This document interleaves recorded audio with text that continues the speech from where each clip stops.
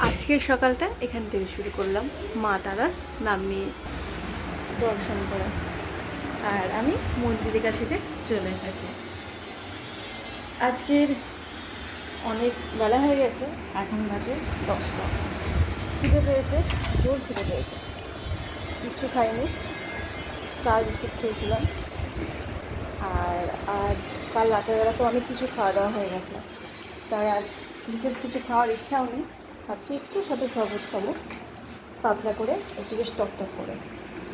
তবে অন্যদিন একটু টক দই দিই, আজ টক দই নেই, শুধু লেবু দিয়েই আজ টক দই কাজ চালাবো। কী আর করা যাবে।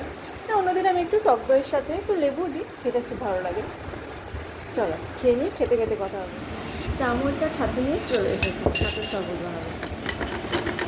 এই ছাতুর শরবতটা না খুব ভালো জিনিস। অল্প সময়ে দাঁড়াও, ফ্যানটা অফ করে রাখো। অল্প সময়ে খুব ভালো পেট ভরা খাবার।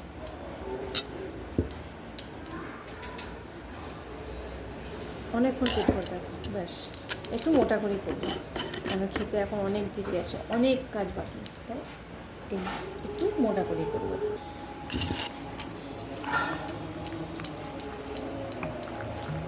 তোমাদের কালকে কালী পুজোর দিনটা কেমন কাটলো?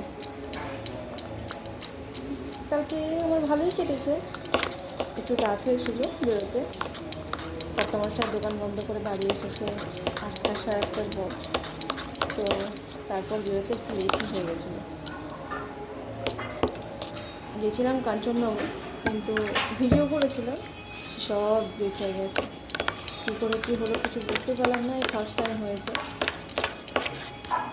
দেখা যাক পরবর্তীকালে হলে কিছু ব্যবস্থা করা যায় কি না।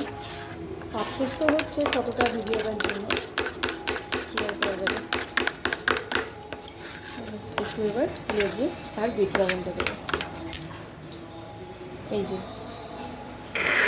এটা কী বলতো, বদমাস। চলো করতে বসো, এটা তো বদমাস বাচ্চা।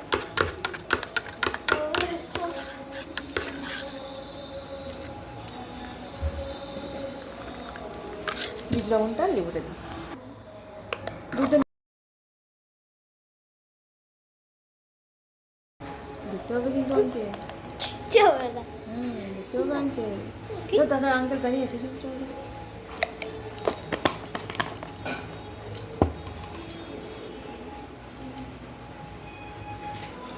আর তোমরা কে কে ছাত্র সমাজ থেকে ভালোবাসো আমাকে একটু কমেন্ট করে জানিও তো। আমার কর্তামশায়ের দলে আমার দলে কে আছো তোমরা? রান্না বান্না কিচ্ছু হয়নি, এখন এইসবের ঘর গোছানো হয়েছে, আর এই খাওয়া হবে। চলো খেয়ে নি, হ্যাঁ, টাটা।